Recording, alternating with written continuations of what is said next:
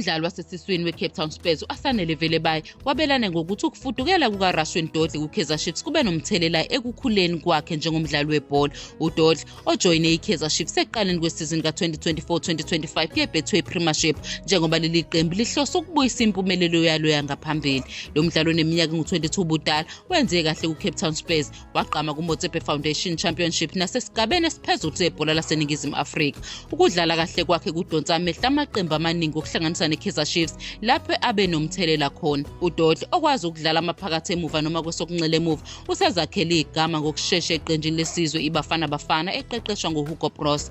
Ukudlondlobala kwakhe nodumo kuqhuqhuzela uVelebayi njengoba bedlale ndawonye iminyaka engaphezu kweyisithupha eqenjini Cape Town Spurs. uVelebayi uvumile ukuthi ukuya kukaDodli kuKaizer Chiefs kube nomthelelo omuhle kuye. Ubalula ukuthi naye ubesematheni kuKaizer Chiefs ngewindi lakamuva lokuhwebelana ngabadlali, kodwa lamaqembu omabili awakwazanga ukuvumelana ngesivumelwano. uVelebayi ugcizelela ukubaluleka bobungani babo bude, wathi bayaphushana ukuze babe ngcono. Uzizwa ehlabeka umxhwele ngokudluliswa kukaDodli futhi wakuthola kujabulisa ukumbona ephumelela. Ubalula ukuthi bekwazi ukuthi Chiefs bese kunesikhathi ibukela uDodli okuhlaba umxhwele ukuthi washeshe waba ngumdlali ojwayelekile nobalulekile eqenjini lamakhosi. Lokhu kugqugquzela uVelebayi ukuthi asebenze kanzima. uVelebayi ukubonela ukuthi uDodli uphumelele eqenjini lesizwe futhi ufunde lukhulu kuyena. Isifundo esisodwa esibalekile ukuhlala egxilile endimeni yakhe njengamanje kuCape Town Spurs. Ubalula ukuthi yize uDodli enentshisekelo evela kwamanye amaqembu ukwazile ukuhlala egxilile. uVelebayi uhlose ukulandela kuleyo ndlela yokugxila ekusebenzeni kwakhe kuCape Town Spurs. Akasacabangi ngethuba elimuphuthile ewindini lokugcina lokushintshana futhi ukholelwa ukuthi manje